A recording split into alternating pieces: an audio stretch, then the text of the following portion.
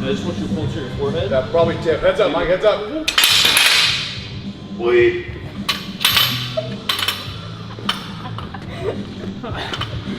Alan said it's so casual. We're okay!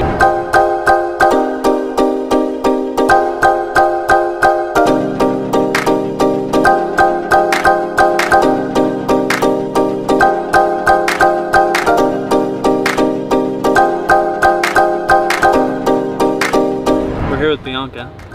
I explained to the world who she is, my close-knit, weird art world, that our friends become family. This is my best friend's little sister for, shit, I don't know, 20 years or something stupid.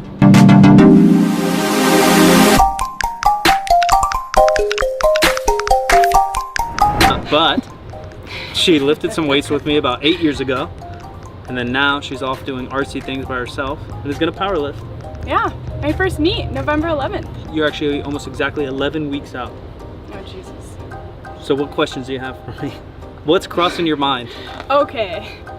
If I have already signed up for my weight class, Yeah. if that changes, what happens? At a normal meet, like a local meet like that, normally they're cool and just you'll weigh in heavier and they'll mark you down fine and dandy. As you start to go up the ladder and you go to a national meet or a more competitive meet, sometimes they'll won't allow you to compete. But for this one, you should be fine. Most smaller meets, and when I say smaller meets, 95% of meets are smaller meets. Powerlifting isn't that legitimate yet. There's only, shit, in America, maybe, I guess really one meet that's like a real meet, USAPL Nationals or invite-only meets. And then they'll really want you to hit that class because they'll have often a certain amount of number of people in that class. Right. Does that make sense? But for your meet, it's probably just by the amount of people in that day, so you should be fine. So eat your hamburgers and go up a weight class. Well, yeah, I mean, I'm working my way up to 125. Oh, super heavies. All the steroids and hamburgers.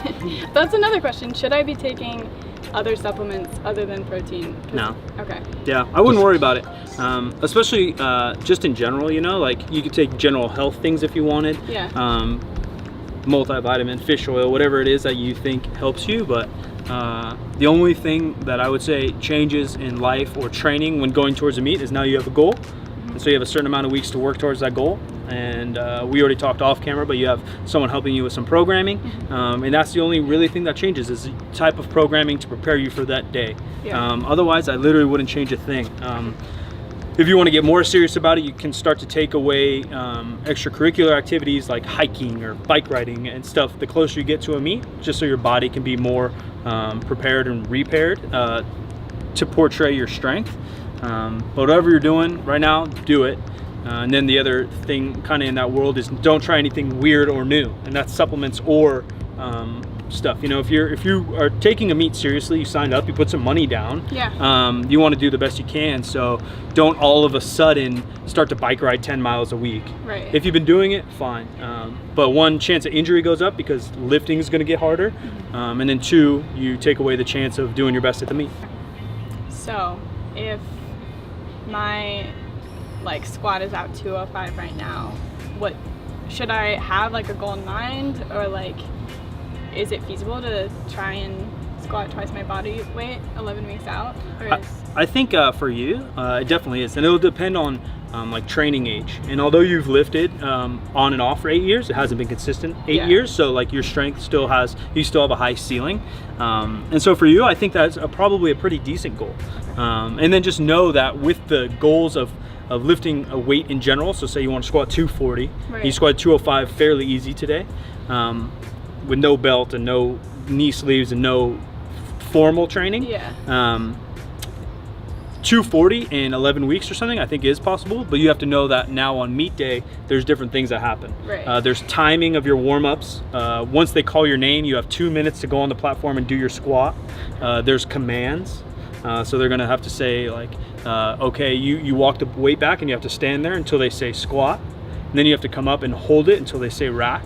And little things like that don't seem like a lot, but sometimes they can take pounds off of your max, just because it's a slower process and you're not used to it. Your nerves play a role. And you text me a question. I wish I remember exactly how you phrased it because it was awesome.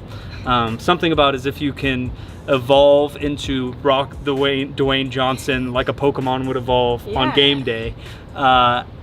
And some people, like Pikachu to Raichu, can that happen? You might be able to do that on game day, but I feel like some of that is very, not genetic, but person by person, where some people do have another gear they can shift into and those nerves will get them stronger. But then some people sadly are the opposite and those nerves really put a brake on them. So, you know, if you squat at 205 and then you're a nervous person, I call them a gamer.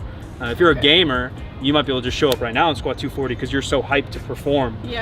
Where some people shy away from the limelight, and maybe you could squat 205 or 240 any day with me and Connor here, but when it's with a judge and a crowd, then you squat 180. So I do think there's some evolving.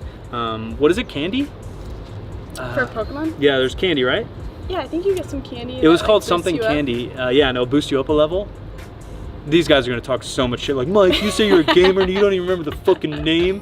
Like, dude, I played Pokemon literally when it came out in like 1995. I played one version since, but not that hardcore. But I think you get like some kind of candy and it ups you a level. So some people do have that candy. And then some people don't. So I wouldn't rely on it, but I do think for you, a 230 or 240 squat, game day would be good. And then bench, you have to pause. And so you benched 125 today, touch and go. So you'll want to practice the pause, obviously, but I think if you bench 125 to 135 with the pause is a good goal. And then I didn't see you deadlift heavy, but with your new form, I think you hit a good deadlift in. Yeah, the form felt way better. I think, I'm trying to think what else. You have to get a singlet. What? Yeah, you got to wear a onesie. Oh, jeez. Where do I get one of those? So there's a lot of websites. I would do Amazon. Okay. You're never gonna look good in it, so. Okay. I know everyone gets like, oh, I don't want to compete because of the singlet. Like, no one fucking looks good in a singlet. I think I'm gonna look great in it. Okay, you'll look great in it. Some people look good in singlet. I'm gonna look you really just have to be Larry Wheel. That kind of looks, Yeah. Okay, if you're the 1% that's built like fucking Superman, you'll look awesome in a singlet. For the rest of us. Maybe not. I got the Oakland face and the LA booty. You prepared? Fully prepared for action? I don't feel like it. I No, feel you like won't a be. complete amateur. You'll never, you know, that's like everything though, right? Like the first art class you went to or the first master's class you went to, you were confused and felt like, how am I ever going to understand any of this? And then you just do it for 2 or 3 more years and then you get a hold of it. Same thing with the new job. You show up like, fuck, dude, I have no clue what I'm doing here. Then 3 months into it, you're into it. So it's kind of just like the same with powerlifting. The more meets you go to as a spectator, a coach, or a lifter, the more you'll get a handle of the flow. The more you start powerlifting, you know, and we're talking years, right? Whatever 10,000 hour rule to become an expert. Just time after time, rep after rep, you'll be a pro. You'll be nervous. Even I'm nervous already. That's good. Like, it means you're alive. I know. It means you care. Most of the time is if you show up and can do your best, it'll obviously put you in the best position to do your best, right? Talking golf, is Tiger Woods worried about? I mean, Tiger Woods isn't worried about much because his dinglings on the internet right now, but besides that, they're not showing up really thinking like, I got to beat him. They just got to think, I got to get my lowest score I can get, and then you end up winning, right?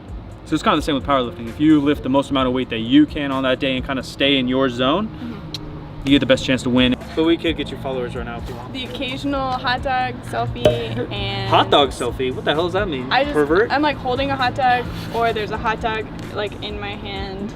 That one's new too, I haven't seen that. You're about to get 1 million followers right now. It's Costco hot dogs, art, and selfies. Some dog pics here and there, maybe some food. Ladies and gentlemen, some quick info that runs through the mind of a newbie powerlifter. A little bit of training footage. Appreciate you guys. We're gonna go eat. Connor may film that, he may not. This may be a video, it may not. Who the fuck knows? If you want to follow Bianca, my little sister, watch it, you little perverts. We'll see you guys later.